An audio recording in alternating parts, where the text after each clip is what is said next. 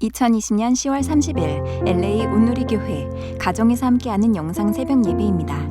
오늘 말씀은 예레미야 52장 12절에서 23절 본질을 잊지 않는 신앙입니다. 바벨론 왕 느부갓네살 19년 다섯째 달 10일에 바벨론 왕을 섬기는 경호대장 느부사라단이 예루살렘에 왔습니다.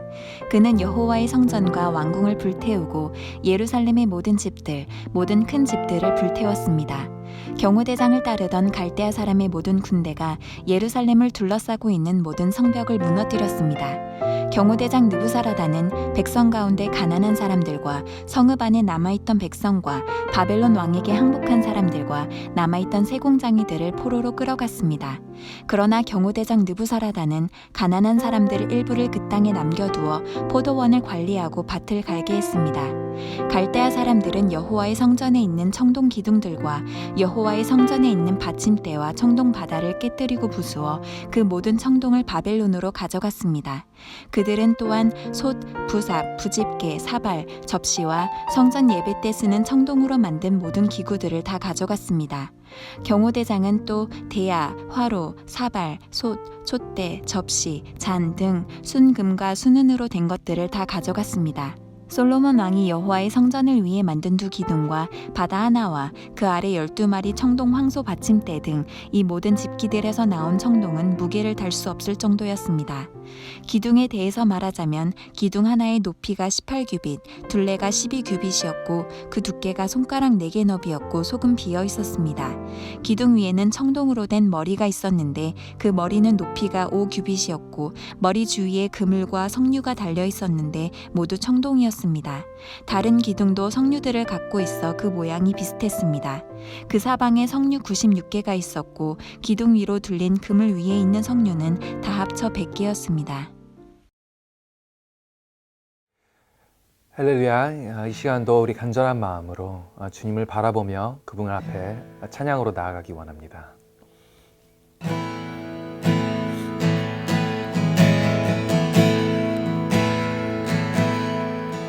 주께 가까이 날 이끄소서. 간절히 주님만을 원합니다. 채워주소서.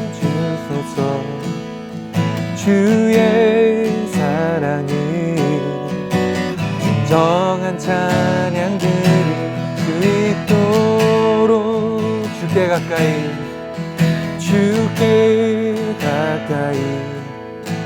날 이끄소서.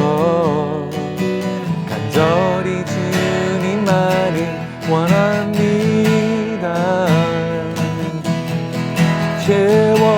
채워주소서. 주의 사랑을 진정한 찬양들이 있도록. 목마른 나의 영혼 주를 부르니 나의 맘 만져 주소서. 주님만을 원합니다. 더 원합니다. 나의 맘 만져 주소서. 목마른 나의 영혼 주를 부르니 나의 맘 만져 주소서. 주님만을 원합니다. 더 원합니다. 나의 맘 만져 주소서. 아멘. 할렐루야. 오늘 함께 말씀을 통해 은혜를 구하는 모든 분들을 주님의 이름으로 축복합니다. 오늘은 예레미야 52장 말씀을 계속해서 함께 보도록 하겠습니다. 계속해서 묵상을 하신 분들은 오늘 본문을 보시고 얼마 전에 본 말씀 같아서 이거 데자뷰 같다 생각이 드실 수도 있을 것입니다. 왜냐하면은 오늘 52장의 이 본문은 사실 39장에 있는 예루살렘 멸망의 장면을 다시 이야기하고 있기 때문입니다. 같은 내용을 다루고 있지만 역사를 설명하며 연도를 이야기할 때 두 본문의 방식에 차이가 있습니다. 39장에서는 시드기야 통치 9년의 일로 연도를 표현하고 있고요. 52장에서는 느부갓네살 19년으로 설명을 하고 있습니다. 52장의 말씀은 바벨론을 중심으로 한 이야기이기 때문에 바벨론 왕의 기준에서 이야기를 한 것입니다. 지금까지 예레미야서를 계속 읽으며 46장 이후 열방을 향한 하나님의 예언이 이어지고 있는 것을 보았고 바벨론에 대한 이야기 말미에 이번 장을 만나고 있습니다. 오늘 본문은 바벨론이 유다 땅을 황폐하게 하는 과정을 다시 상기시키고 있는 것입니다.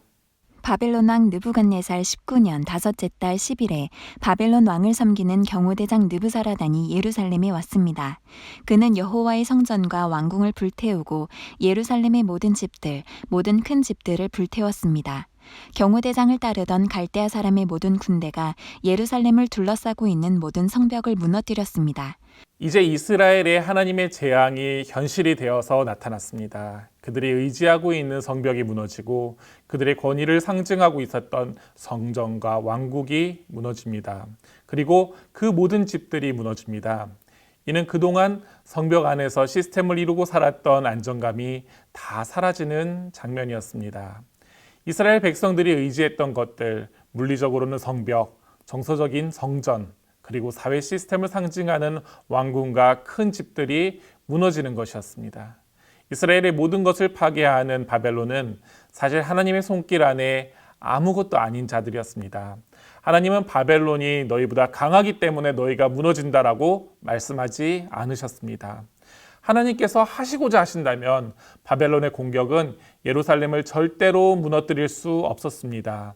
예루살렘을 무너뜨리기로 한 것은 바벨론의 뜻이 아니라 하나님의 뜻이었습니다. 바벨론은 그저 하나님의 도구로 사용되었을 뿐입니다. 여기에서 우리가 집중해야 할 것은 무너뜨리는 도구가 아니라 이 과정에 계신 하나님의 뜻이 무엇인가에 있습니다. 바벨론에 집중하면 본질을 볼 수 없는 것입니다. 바벨론으로 하나님의 마음이 옮겨졌습니까? 그렇지 않습니다. 그들은 유다를 견책하는 하나님의 도구였으며 이들 역시 하나님의 징계에서 벗어날 수 없는 비본질이었습니다. 그리고 이 순간 보아야 할 것은 징계의 도구가 아니라 징계의 본질, 즉 하나님의 뜻을 볼 수 있어야 한다는 것입니다. 성전과 성벽, 왕궁 자체가 잘못된 것입니까? 사실 그렇지 않습니다. 우리는 집이 필요하고 교회가 필요하고 사회 시스템이 필요합니다. 하지만 그것이 하나님보다 큰 안정감이 되어 하나님을 대신하게 될 때 하나님은 이를 죄라고 말씀하시며 우리에게 돌이키라고 말씀하십니다. 왜냐하면 하나님을 대신하여 사람이 자기 유익에 따라 세운 모든 것의 끝은 파멸과 허물을 향하기 때문입니다. 왜 이스라엘 백성들이 그동안 하나님의 지속적인 회개의 말씀을 무시하고 악한 길을 행했겠습니까? 악이 좋아서 그런 것이 아니라 그것이 하나님보다 더 현실적으로 눈에 보이는 안정감이 되었기 때문에 그랬던 것입니다. 우리가 안전을 느끼는 것들이 그 자체로 악한 것은 아닙니다. 하지만 인간의 악함이 이 안에 들어갈 때 그 끝은 선하지 않습니다. 우리가 선하다고 여겼던 다양한 사회 시스템과 의지했던 모든 것들이 끝까지 선하게 완성되지 못한 것이 그런 이유였습니다. 그 자체가 아무리 선할지라도 하나님의 떠난 인간의 손을 거칠 때 필연히 악을 향해 달려갈 수밖에 없습니다.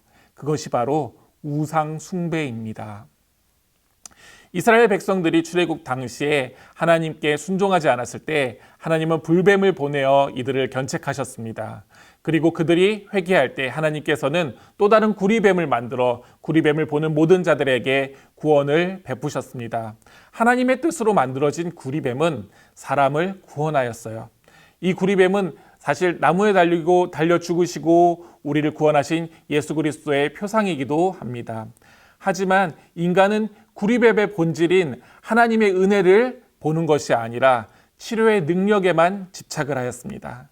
그리고 인간의 악은 하나님께서 만드신 구리뱀을 숭배하며 자신의 유익을 구하는 우상 숭배의 길로 들어가게 된 것입니다. 다시 말해 본질을 보지 못하면 악을 향하여 달려가게 되는 것이 인간의 악의 습성입니다. 우리는 이스라엘의 잘못과 같이 본질을 떠나 다른 것에 잘못된 가치를 주는 것이 아니라 항상 본질을 바라볼 수 있는 신앙을 가져야 할 것입니다. 물론 모든 고난이 하나님의 징계는 아닙니다. 고난은 선한 자들에게도 악한 자들에게도 올 수 있습니다. 하지만 선한 자들이건 악한 자들이건 고난 자체를 본질로 이해하면 하나님을 만날 수 없습니다. 선한 자들에게는 고난 자체가 본질이 아님을 알고 또 이를 감당케 하시는 하나님을 의지할 수 있습니다. 그리고 죄악 가운데 고난을 당하는 자들 역시 고난 자체가 아닌 본질을 바라보게 된다면 스스로를 돌이켜 하나님께 나아갈 수 있는 것입니다. 우리에게도 고난과 어려움이 올 때가 있습니다.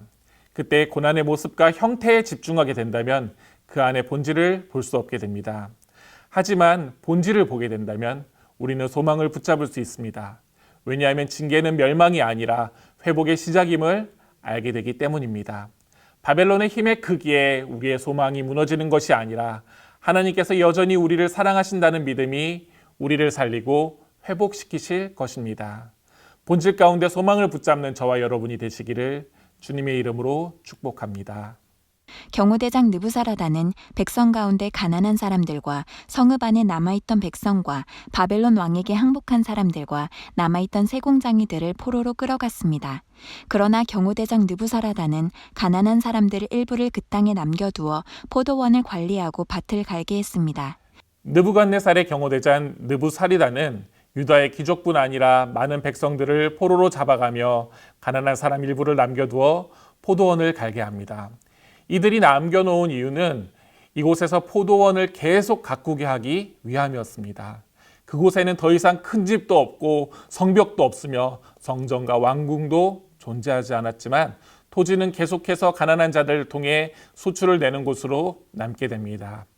여기에서 우리는 하나님께서 처음 이스라엘 민족을 가나안으로 이끄셨던 그 시작점에서의 이 땅의 모습을 생각해 볼 수 있습니다.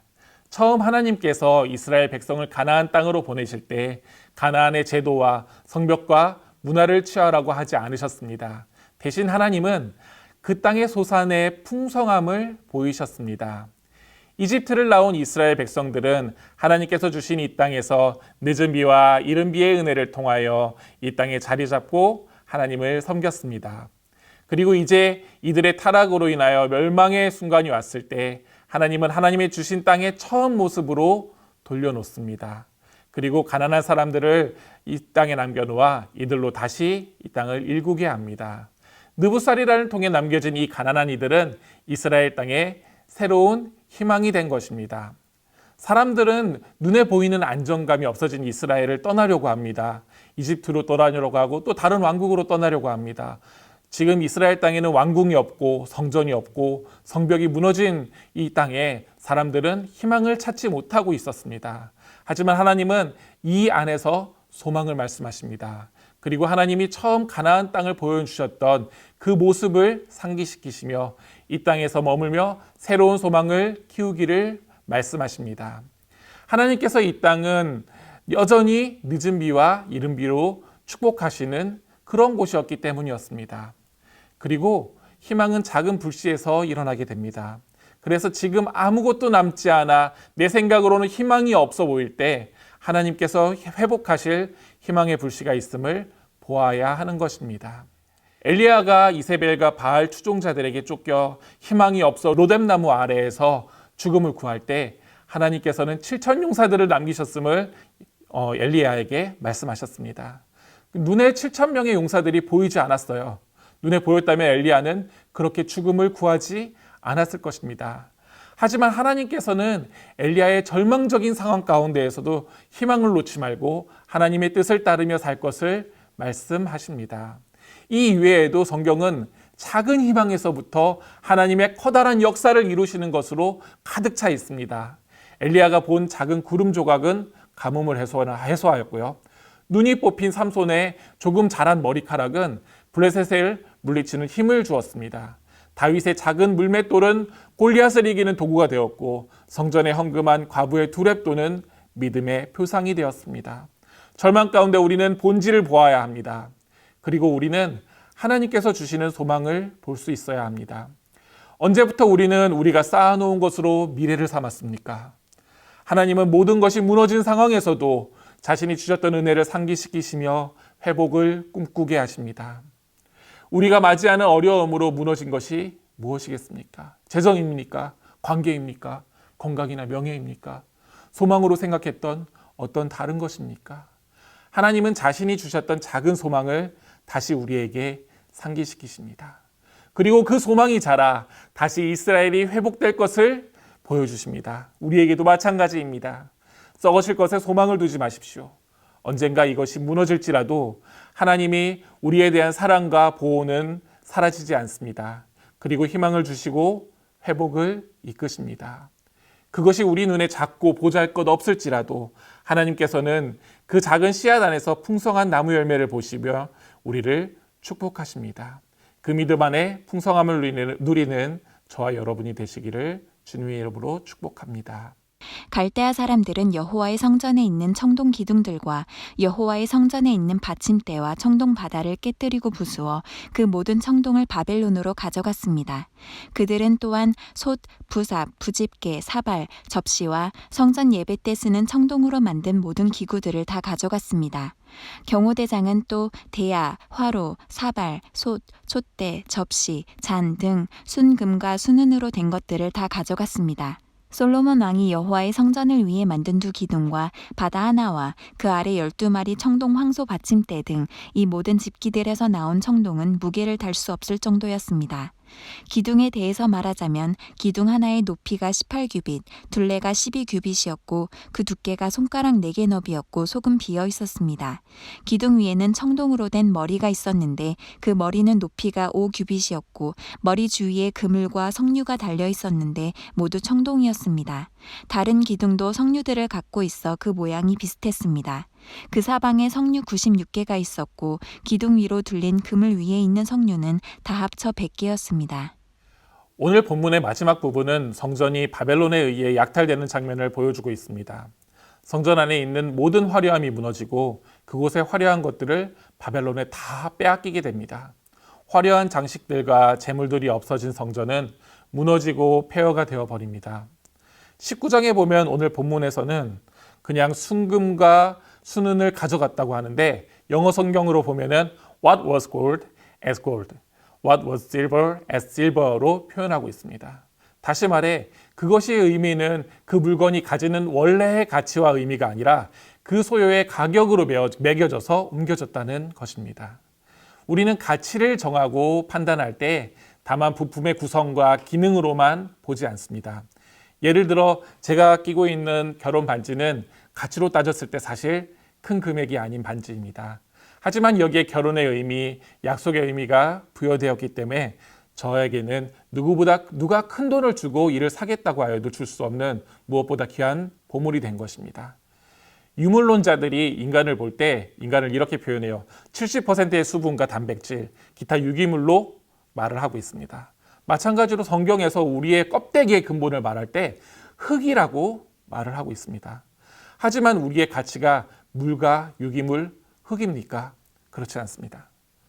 흙으로 구성된 우리에게 하나님께서 창조의 목적과 사랑을 부여하셨고 그렇기에 우리는 유기물이 아닌 무엇보다 존귀한 존재로 이 땅을 살고 있는 것입니다. 거꾸로 말해 하나님의 사랑의 가치가 배제된 인간은 흙일 뿐이며 마찬가지로 하나님의 도구가 되지 못하는 성전의 재물들은 그냥 그 물질의 가치에 지나지 않는 것입니다. 그리고 본질을 잊은 우리의 소유와 우리 스스로도 이와 같습니다. 본문에서와 같이 하나님을 섬기지 못한 물질들은 그저 그 무게의 재물일 뿐입니다. 하지만 하나님이 함께 하신다면 우리의 찬양의 가사와 같이 거친 들이 높은 산이 초막이나 궁궐이나 상관없이 하늘나라가 되고 천국의 가치를 소유하게 되는 것입니다. 본질은 하나님께서 부여한 의미가 작동될 때에 나타나는 것입니다. 이제 말씀을 맺습니다. 나의 소유의 본질은 무엇입니까? 내게 주신 것으로 우리는 하나님께 영광을 돌리며 가치 있는 삶을 도구로 사용하고 있습니까? 나의 본질은 무엇입니까? 우리는 한 시대에 생명을 얻어 지나가는 흙으로 살아가고 있는 그런 사람들은 아닙니까? 하나님을 떠나 가치를 잃는다면 우리의 인생은 허무하고 허무할 뿐입니다. 나를 창조하신 하나님을 기억하며 그가 우리에게 주시는 생명의 가치를 생각하며 나에게 은혜로 주신 모든 상황과 소유의 참 의미를 생각하며 이에 합당한 삶을 살 때 우리는 어떠한 상황에서도 이 귀한 가치를 잃지 않는 생명의 삶을 살게 될 것입니다. 그 은혜가 오늘 함께 말씀 가운데 거하는 모든 분들께 함께 하기를 소망합니다. 우리 함께 기도하겠습니다. 하나님 아버지, 은혜와 사랑을 감사합니다. 우리가 절망 가운데서도 소망을 보는 것은 그 절망이 본질이 아니라 소망이 되시는 하나님께서 이 모든 것들을 이끄시며 새로운 희망을 주시는 분이심을 알기 때문입니다. 주님, 우리가 이스라엘과 같이 실수하여 하나님 아버지 주님의 징계 가운데 거하지 않도록 우리를 보호하여 주시고 상기시켜 주옵시며 더욱 나아가 어떠한 좌절되는 상황 가운데에서도 하나님이 주시는 소망의 아버지 손길을 잊지 않으며 희망으로 살아갈 수 있도록 함께하여 주시옵소서. 하나님, 본질과 비본질을 구별하는 신앙이 되게 하여 주옵시며 우리가 본질 가운데 거하며 하나님을 영원히 예배하는 자들로 서게 하여 주옵소서. 감사를 드리고 예수님의 이름으로 기도하였습니다. 아멘.